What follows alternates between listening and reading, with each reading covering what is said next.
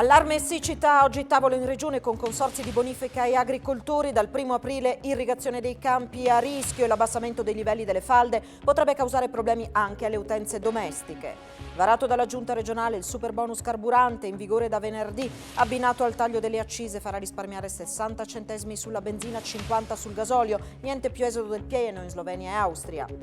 Per garantire livelli di assistenza adeguati in un momento molto delicato, l'azienda del Friuli Centrale assume a tempo indeterminato 100 operatori sociosanitari, per altri 94 contratto a tempo determinato. La Chiesa friulana risponde all'appello del Papa, fedeli raccolti in Duomo a Udine per la preghiera di consacrazione per Ucraina e Russia. L'arcivescovo Mazzucato, dopo la pandemia e la guerra, Nur sarà più come prima.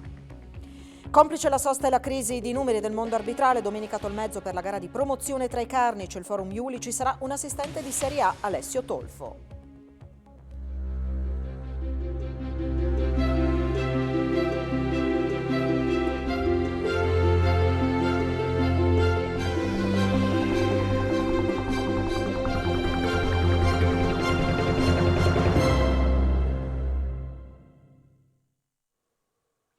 A tutti voi buonasera e ben trovati a questa edizione del telegiornale di Telefriuli. Dunque, dopo settimane di assenza di precipitazioni, sono davvero dietro l'angolo i primi problemi concreti. La siccità mette a rischio l'irrigazione dei campi. Oggi Regione, consorzi di bonifica e agricoltori hanno fatto il punto della situazione a Udine in un tavolo sulla crisi idrica. Il problema viene definito molto serio. La prova del 9 sarà il prossimo 1° aprile, quando l'acqua tornerà forse a scorrere nei canali. Non piove ormai da 110 giorni e gli effetti si sentono. Questa è la situazione che si registrava nel pomeriggio di oggi al torrente Cormor in secca. La pioggia accumulata da dicembre a marzo è di 60% inferiore rispetto allo scorso anno. Oggi in regione a Udine l'assessore Zanier, i consorzi di bonifica e gli agricoltori hanno fatto il punto della situazione che viene definita estremamente grave. Diciamo che la siccità è abbastanza forte in questo momento. Noi primi di aprile apriremo definitivamente i canali, quindi partiremo con l'irrigazione. Stiamo riempiendo i canali, acqua ce n'è molto poca. Preoccupa il tagliamento, la cui portata è dimezzata rispetto ai livelli del periodo. Il corso d'acqua è anche la principale fonte di approvvigionamento per i canali consortili e per gli agricoltori.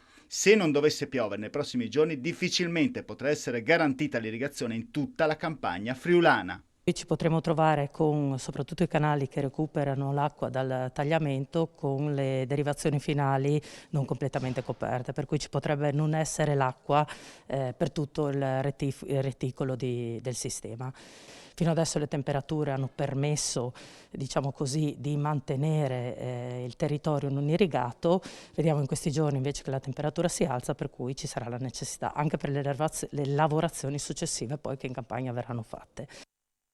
E situazioni di crisi idrica si potrebbero verificare nei prossimi giorni anche per le utenze domestiche, questo a causa dell'abbassamento del livello delle falde, a dirlo l'assessore regionale alle risorse agricole Stefano Zanier.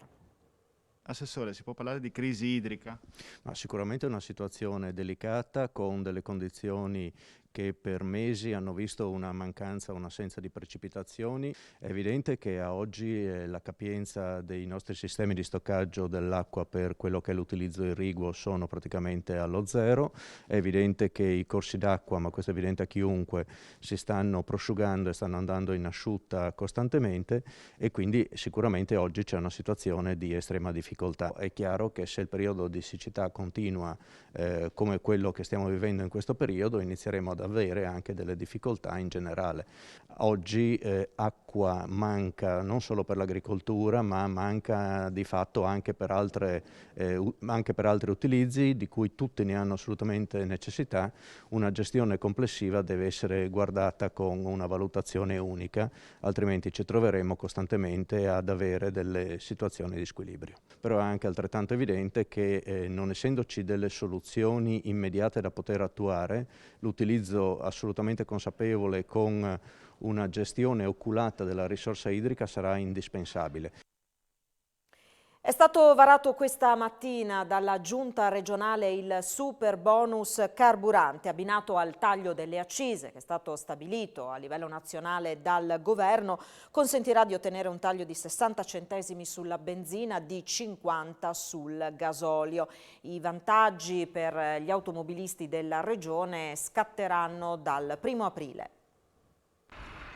Per la prima volta nella storia il pieno di carburante costerà meno in Friuli Venezia Giulia rispetto ad Austria e Slovenia. Ai 30 centesimi di euro di sconto decisi dal governo dal 1° aprile si aggiungeranno in fascia 1 i 29 centesimi per la benzina e i 20 centesimi per il diesel, che diventano 22,16 in fascia 2, voluti dalla regione guidata da Massimiliano Fedriga. Andiamo incontro alle famiglie ma anche all'ambiente, perché evitiamo così il turismo del pieno, andata e ritorno verso la Slovenia, e poi le tasse restano in Italia. Quindi un doppio vantaggio. Questo varrà dal 1° aprile per tutto il mese, poi di mese in mese andremo a verificare quelle che sono appunto le disponibilità finanziarie. Comunque iniziamo bene, come un anno e mezzo fa, è la seconda volta che pratichiamo il super sconto.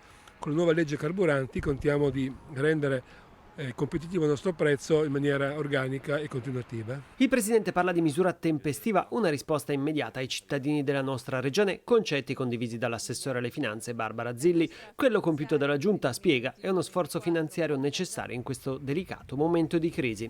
Va ricordato che il prezzo alla pompa viene deciso dalle compagnie e non dai singoli distributori, quali hanno un margine minimo, e sulla gestione dei prezzi l'Antitrust ha aperto una indagine a livello nazionale, visto che in certe zone il costo è più alto.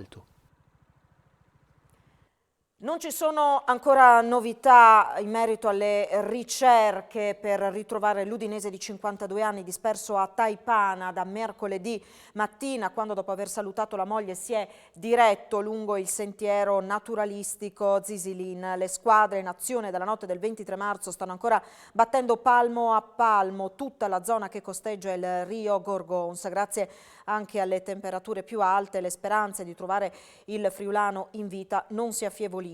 Come ieri, anche oggi 48 uomini del soccorso alpino, della forestale, della Guardia di Finanza, dei vigili del fuoco hanno perlustrato l'area, che è stata nuovamente sorvolata utilizzando sia l'elicottero della protezione civile che i droni forniti dalla polizia locale di Udine. Vane le ricerche condotte sott'acqua dal gruppo Forre e nelle grotte dal gruppo degli speleologi, così come sono state infruttuose le flebili piste indicate dai cani molecolari. Il Corpo Nazionale del Soccorso Alpino ricorda a tutti gli escursionisti che decidono di partire in solitaria di utilizzare sul proprio smartphone il servizio GeoResc.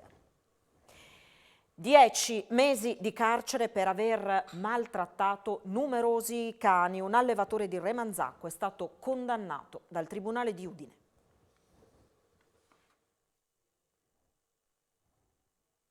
Aver fatto passare l'inferno a cani di varie razze, strappati troppo presto alla madre, introdotti in Italia senza vaccinazione e trasportati con mezzi non idonei. Di questo Bruno Tosolini, titolare dell'allevamento dei Longobardi di Remanzacco, è stato riconosciuto colpevole dal giudice Giulia Possini del Tribunale di Udine, che oggi lo ha condannato a 10 mesi di reclusione e al risarcimento della Lega Antivivisezione e dell'Associazione Nazionale Protezione Animali Natura Ambiente con 1.500 euro ciascuno. Secondo il capo di imputazione, tra il 2013 e il 2014 alcune bestiole erano state tenute in box sporchi d'escrementi, al gelo, alcuni chihuahua presentavano un principio di congelamento e con poco cibo e acqua. Di più, per l'accusa i cani erano stati nutriti con alimenti avariati o inadatti, operati dall'imputato spesso senza anestesia e accoppiati manualmente tra di loro. Inoltre sarebbero state somministrate loro medicine con conseguenze negative per la salute. In questo processo, spiega il difensore, l'avvocato Sara Frattolin, il mio assistito è stato assolto da altre accuse, tra le quali l'esercizio abusivo della professione veterinaria. Visto che la pena è quasi dimezzata rispetto alle richieste del PM, conclude, aspettiamo le motivazioni per capire quali parti del capo di imputazione sono state considerate provate dal giudice. Il processo vedeva imputate altre 4 persone, tutte assolte. Assolto perché il fatto non costituisce reato. Con questa formula il Tribunale di Udine ha prosciolto dall'accusa di calunnia Marino Milesi, ex direttore della NET SPA. L'intricata vicenda risale al 2015, quando Milesi ha evitato di finire coinvolto in un fallimento. Successivamente Milesi ha denunciato il ragioniere e l'avvocato che avevano esteso la procedura fallimentare nei suoi confronti, accusandoli di tentata estorsione e frode processuale. La procura ha però archiviato la denuncia presentata da Milanesi e i due professionisti lo hanno a loro volta querelato. Oggi anche quest'ultimo capitolo si è concluso con un nulla di fatto. Incidente a Pordenone nel primo pomeriggio. Un americano della base di Aviano alla guida di una BMW dopo uno scontro ha sfondato una recinzione privata. Illeso il conducente, ferite madre e figlia che erano a bordo dell'altra auto coinvolta.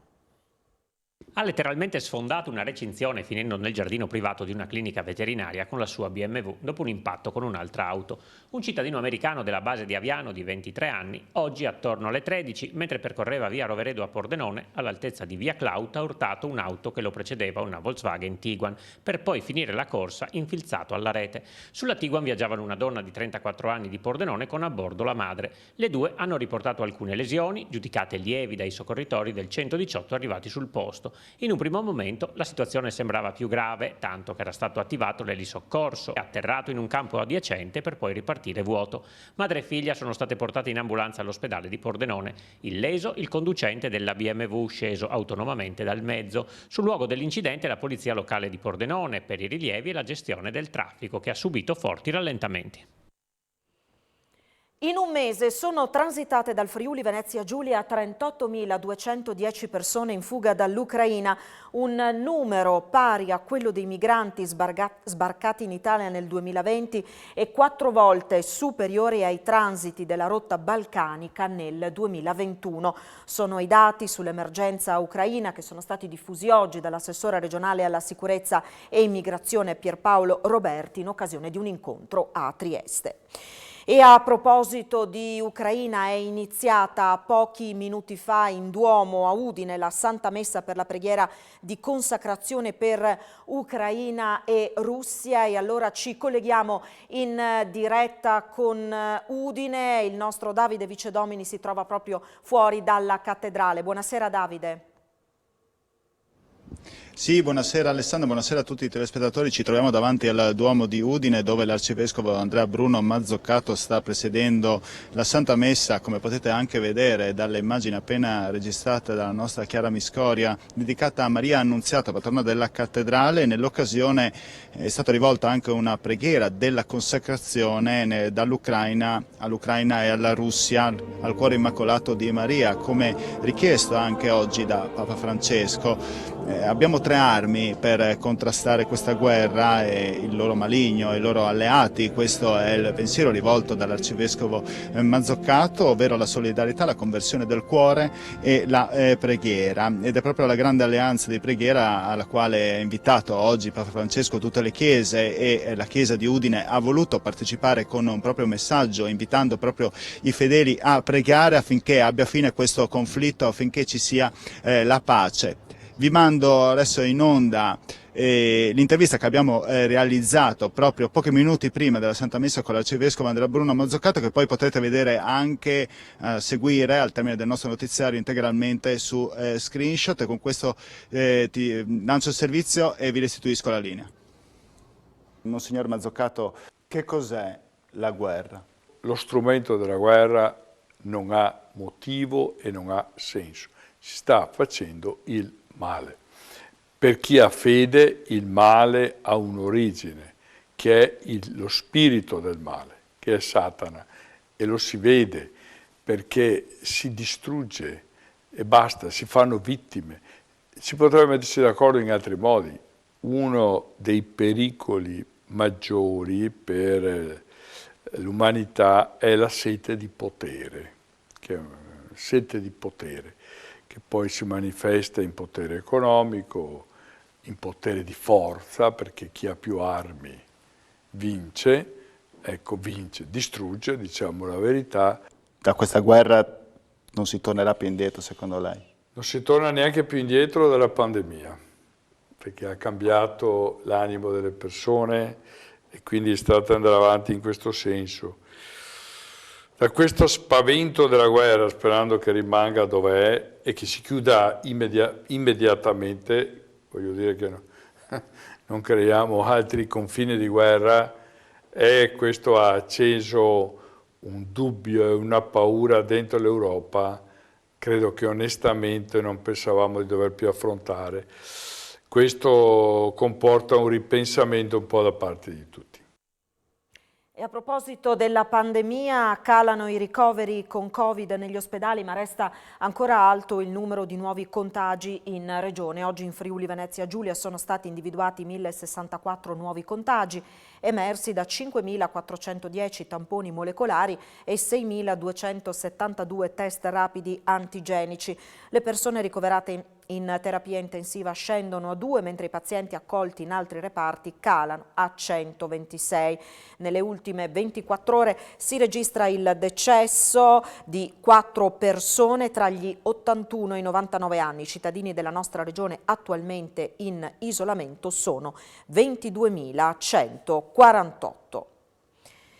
E anche in considerazione di quello che è il delicato momento e quindi di questa emergenza sanitaria, l'azienda sanitaria universitaria Friuli Centrale assume a tempo indeterminato 100 operatori sociosanitari attingendo a scorrimento i nominativi della graduatoria approvata nell'ottobre del 2021. Tra l'altro, in vista delle ferie estive, per garantire un adeguato supporto alle attività assistenziali in relazione all'andamento della curva pandemica, è imminente l'adozione di un atto per la proroga al 31 ottobre 2022 di altri 94 contratti a tempo determinato di operatori sociosanitari che già lavorano in ASU-FC. Il personale sarà suddiviso sul territorio di competenza dell'azienda sanitaria, tenendo conto anche dell'avvio di nuove progettualità come l'RSA di Tolmezzo e l'area post-acuti di Cividale. A breve inizieranno anche le prove concorsuali per l'assunzione di 25 candidati attraverso il processo di progettazione, attivazione e gestione seguito dalla struttura formazione e valorizzazione del personale. Per il direttore generale dell'azienda sanitaria universitaria Friuli Centrale, Denis Caporale, si tratta di un'ulteriore manovra non solo in ottica futura, ma di immediata realizzazione per garantire i livelli di assistenza adeguati in un momento molto delicato che non ci vede ancora fuori dall'emergenza. È stato siglato un protocollo di collaborazione tra i Club Lions e la Regione per potenziare l'orientamento scolastico e professionale. Una rete di istituzioni che supportino la Regione nell'orientamento dei più giovani. Alessia Roslen, assessore con delega formazione e scuola, ha presentato il nuovo protocollo sottoscritto con i 32 Club Lions del Friuli Venezia Giulia, attraverso il quale verranno individuati dei facilitatori tra gli iscritti, che dopo un corso di formazione aiuteranno i giovani a scegliere quella che potrebbe essere la loro migliore strada. I giovani, ha spiegato Roslen, stanno vivendo un momento particolarmente difficile per gli effetti della pandemia e per una situazione economica che impone di innovare profondamente e di velocizzare al massimo i percorsi di formazione. E Di Frezza, governatore del distretto 108 TA2 che raccoglie il Triveneto per un totale di 1.400 soci, ha specificato che si tratta di un'operazione a costo zero. Vogliamo, ha aggiunto, aiutare i giovani a superare il dramma della pandemia e le difficoltà che ha portato. E a proposito di orientamento, Student Day oggi al Polo dei Rizzi dell'Università di Udine, 8.000 le prenotazioni per la partecipazione all'evento, agli eventi di orientamento per i ragazzi che appunto si apprestano ad intraprendere il percorso universitario. L'Ateneo sarà aperto anche domani e poi il 1° e il 2 aprile. Aiutare gli studenti degli ultimi anni delle scuole superiori di Friuli Venezia Giulia e Veneto Orientale a scegliere in maniera consapevole il percorso universitario. A questo mira lo Student Day promosso dall'Ateneo Friulano e che andrà avanti anche domani e i prossimi 1 e 2 aprile. Abbiamo visto parlare con gli studenti con un entusiasmo quasi superiore a quello dei lavoratori del domani. Che opportunità è quella di oggi? Entusiasmo non può mancare al rettore, ma io sono un docente, un ricercatore prima. E ho sempre il piacere da anni di dialogare con gli studenti e questo è molto importante per loro, stabilire anche un rapporto in cui si possa essere una comunicazione non solo finalizzata a dare delle informazioni, ma a creare la consapevolezza di che cosa può offrire un percorso universitario. 78 i corsi di studio da scoprire, ma anche i 39 di laurea triennale, 3 corsi magistrali, ma anche per capire meglio il percorso di eccellenza della scuola superiore. Abbiamo questa 2 giorni che verrà ripetuta la settimana prossima, c'è anche l'evento online, al momento siamo sulle 8.000 prenotazioni. Le 8.000 iscrizioni sono la dimostrazione di quanto bisogno c'è di orientare i lavoratori del domani. Quanto è difficile orientare un ragazzo all'università? E non è facile, infatti bisogna evitare di cadere, credo, anzi ne sono convinto, nel rischio di dare molte o addirittura troppe informazioni o a cercare di vendere un prodotto. Quello che è importante è dare proprio l'idea di che cosa significa fare un'esperienza universitaria come costruzione del proprio futuro. E sono scesi in strada anche a Gorizia gli studenti per lo sciopero per il clima, un momento per chiedere risposte all'amministrazione locale sulla situazione in città assieme alle associazioni del territorio. Anche Gorizia è scesa in strada questa mattina per protestare contro il cambiamento climatico. Una protesta che ha visto protagonisti meno studenti rispetto all'ultimo appuntamento di ottobre, ma comunque partecipato. Il corteo, partito dal Parco della Rimembranza, ha percorso Corso Italia ed è arrivato fino in Piazza Vittoria. Al centro degli interventi dei ragazzi del Friday for Future, gli appelli alle istituzioni e gli effetti della guerra in Ucraina, guardando anche al contesto locale. Come Lega Ambiente siamo anni che portiamo avanti la tematica dell'isonzo e che serve un coordinamento transfrontaliero e bisogna chiederci quali possono essere le soluzioni per una gestione equa. Il messaggio che abbiamo lanciato è per l'ennesima volta chiedere giustizia climatica e giustizia sociale, ma in particolare farci sentire dal Comune che è da dicembre che ignora le nostre proposte che abbiamo portato, e quindi speriamo che questa volta effettivamente ci facciano andare in giunta a parlare delle proposte che abbiamo per Gorizia, perché anche nel piccolo comunque le amministrazioni locali devono fare il massimo. Il venerdì riprenderemo i presidi, non da questa settimana, da quella dopo, li facciamo sempre in Corso Verdi, quindi comunque noi cerchiamo sempre di essere presenti anche sui social con delle proposte. Infatti per il 25 marzo abbiamo scritto un manifesto in cui noi chiediamo alcune cose alle amministrazioni locali e alla regione e poi chiediamo alcune cose alle scuole e alle università in quanto studenti. Blocco delle prestazioni straordinarie aggiuntive dal 4 al 16 aprile e sciopero dell'intera giornata del 16 aprile per tutto il personale di Poste Italiane del Friuli Venezia Giulia applicato agli uffici postali. Lo ha proclamato la SLC CGIL dopo l'esito negativo dell'incontro con l'azienda nell'ambito della mobilitazione avviata sulle assunzioni e le condizioni di lavoro negli sportelli al pubblico della Regione. Alla protesta hanno aderito anche le segreterie regionali di Comsal e UGL Comunicazione. Si ricorre allo sciopero, commenta Riccardo Ucheddu, segretario regionale della SLC CGIL, dopo che tutti i margini di trattativa si sono esauriti e dopo che una manovra straordinaria che avrebbe dovuto intervenire per sanare un'emergenza pluriennale ha portato alla misera ipotesi di 31 sportellisti in più in questa regione, con 0 in qualche territorio. La Polizia Stradale di Pordenone oggi ha illustrato i dati dell'attività del 2021 caratterizzata dall'impegno sulla sicurezza della viabilità. Elevate oltre 6.300 contravvenzioni, ritirate 104 patenti e decurtati oltre 13.000 punti agli automobilisti indisciplinati. Quasi 2.000 pattuglie, oltre la metà in A28 con 6.700 contravvenzioni, oltre 13.000 punti decurtati e 104 patenti ritirate. Sono questi i numeri principali dell'attività della Polstrada di Pordenone nel 2021. Dati illustrati oggi alla presenza del dirigente del compartimento di Polizia Stradale del Friuli Venezia Giulia, Paolo Di Domenico, che ha sottolineato come non ci sia un'attività punitiva contro nessuno, ma a tutela di chi circola sulla strada.